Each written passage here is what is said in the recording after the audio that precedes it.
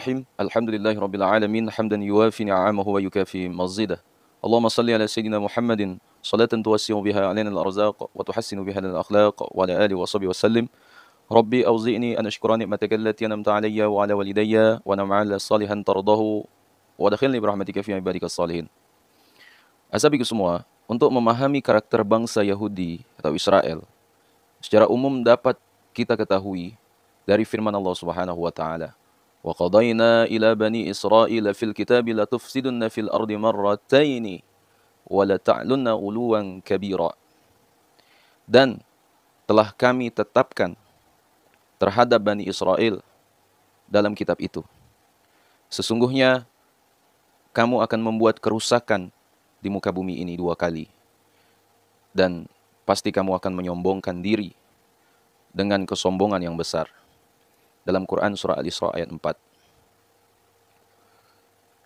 Kerusakan pertama telah terjadi dan Yahudi pun dikutuk hingga tak memiliki tanah air, sampai akhirnya mencaplok bumi suci Palestina sebagai bagian dari skenario langit untuk membasmi bangsa itu secara keseluruhan akibat kesombongan mereka. Hal itu telah diisyaratkan dalam firman-Nya, wa qulna min ba'dihi li bani Israil askunul arda fa idza jaa wa'dul akhirati ji'na bikum lafifa. Dan kami berfirman sesudah itu kepada Bani Israel, tinggallah di muka bumi, maka apabila datang janji terakhir, niscaya kami datangkan kamu dalam keadaan bercampur baur. Dalam Quran surah Al-Isra ayat 104. Azabiku semua, kebiadaban Israel yang cuma berjumlah 7 jutaan jiwa itu memang menjadi pertanda akan segera berakhirnya zaman ini. Bayangkan jumlah umat Islam sedunia 1,5 miliaran, namun tak sanggup menghentikan kebrutalan Israel di Palestina. Bahkan kita melihat dengan mata kepala sendiri, ya, lewat media sosial, bagaimana Israel dengan pongahnya membombardir Gaza, seolah kita membiarkan Israel membantai Muslim Palestina. Tak berkutik sedikit pun, kecuali demo dan bantuan kemanusiaan. Azabiku semua, padahal yang dibutuhkan adalah bahasa besi, sebagaimana bahasa itu digunakan Israel menjajah Palestina. Bukan bahasa diplomasi lagi. Bahasa itu sudah usang, asabiku semua. Suka atau tidak, peperangan total melawan Israel akan terjadi sebagai episode akhir zaman.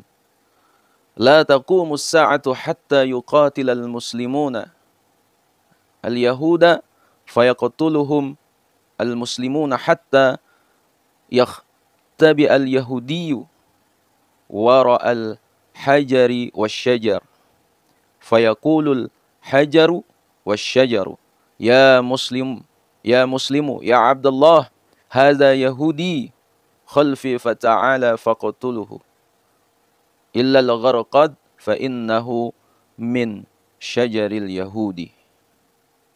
Kiamat tidak akan terjadi sebelum kaum muslimin memerangi kaum Yahudi. Mereka akan diperangi kaum muslimin sehingga orang-orang Yahudi bersembunyi di balik batu dan pohon. Maka berkatalah batu dan pohon tersebut, wahai orang Islam, wahai hamba Allah, ini ada orang Yahudi bersembunyi di belakangku. Kemarilah, bunuhlah dia. Kecuali pohon gharqad, karena pohon itu adalah pohon Yahudi. Hadis riwayat Imam Bukhari dan Muslim. Azabiku semua, mari kita buktikan, ya, kebiadaban Yahudi sepanjang sejarah kemanusiaan, ya, yang diketahui dan terdokumentasi secara akurat seperti dalam Al-Quran, hadis, manuskrip maupun catatan sejarah dunia, ya. Kejahatan Yahudi dimulai sejak 12 keturunan Nabi Yakub dari sejumlah istri mencelakai Yusuf. Ke-12 anak Yakub alaihissalam adalah Ru'bin, Syam'un, Yusakir, Zabulun, dan Nafqali, Jamid, Askir, Yusuf, Benyamin, Yahuda, dan Lawi. Kemudian ke-12 keturunan tersebut berkembang menjadi 12 suku sampai hari ini. Makar jahat mereka yang pertama terjadi pada zaman Nabi Yakub alaihissalam. Mereka berkeinginan menyingkirkan saudaranya sendiri, Yusuf alaihissalam, yang berakhlak mulia, supaya mereka lebih dicintai bapaknya. Silakan kalian buka Quran surat Yusuf ayat 7-18. Di situ kisahnya. Kejahatan paling mengerikan adalah kegemaran mereka membunuh para nabi dan rasul. Mereka telah membunuh Nabi Yahya alaihissalam secara kejam, yaitu memenggal lehernya dan kepalanya diletakkan di nampan emas. Nabi Zakaria alaihissalam juga dibunuh secara keji, yaitu dengan digergaji tubuhnya. Kedua pembunuhan ini terjadi pada masa pemerintahan Raja Herodes. Mereka juga gemar membunuh orang-orang soleh lainnya. Innal ladzina yakfuruna bi ayatillahi wa yaqtuluna an-nabiyyina bighairi haqq wa yaqtuluna alladhina ya'muruna bil qisti minan nas fabashshirhum bi'adzabin alim. Sesungguhnya orang-orang yang kafir kepada ayat-ayat Allah dan membunuh para nabi tanpa alasan yang benar dan membunuh orang-orang yang menyuruh manusia berbuat adil, maka gembirakanlah mereka dengan siksa yang pedih. Dalam Quran surah Ali Imran ayat 21. Hasabiku semua, Nabi Isa alaihissalam pun tidak luput dari rencana busuk mereka untuk membunuhnya.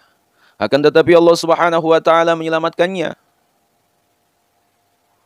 Wa qaulihim inna qatalna al-masiha Isa ibn Maryam Rasulullah wa ma qataluhu wa ma salabuhu walakin subbiha lahum wa innal ladzina ikhtalafu fihi la fi syakkin min ma lahum bihi min ilmin illa ittiba'a dhanni wa ma qataluhu yakina. Dan karena ucapan mereka, sesungguhnya kami telah membunuh Al-Masih Isa ibnu Maryam, Rasul Allah, padahal mereka tidak membunuhnya dan tidak pula menyalibnya. Tetapi yang mereka bunuh dan salib itu ialah orang yang diserupakan dengan Isa bagi mereka. Sesungguhnya orang yang berselisih paham tentang pembunuhan Isa benar-benar dalam keraguan tentang yang dibunuh, tentang yang dibunuh itu, kecuali mengikuti persangkaan belaka. Mereka tidak yakin bahwa yang mereka bunuh itu Isa. Dalam Quran surah An-Nisa ayat 157. Azabiku semua, kejahatan Raja Zunwas adalah seorang raja Yahudi Najran di Yaman yang sangat fanatik, tidak ingin ada agama lain di daerah kekuasaannya. Dalam riwayat dalam Al-Kisah, ada sekelompok pengikut Nabi Isa alaihissalam yang setia, yaitu Nasrani, ketahuan oleh mata-mata kerajaan. Lalu mereka dipaksa murtad dan masuk Yahudi. Siapa yang tidak mau akan dibakar hidup-hidup. Raja Zunwas memerintahkan pasukannya untuk menggali parit dan menyiapkan kayu dan bahan bakar yang akan digunakan untuk membakar umat Nasrani, pengikut Nabi Isa alaihissalam yang setia dan tidak mau murtad. Sahabatku semua, kejadian ini pun dikisahkan dalam Al-Quran. Qutila ashabul ukhdud an-nari zatil waqud idhum 'alaiha qu'ud wa hum 'ala ma yaf'aluna bil mu'minina syuhud wa ma naqamu minhum illa ayyuminu billahil azizil hamid.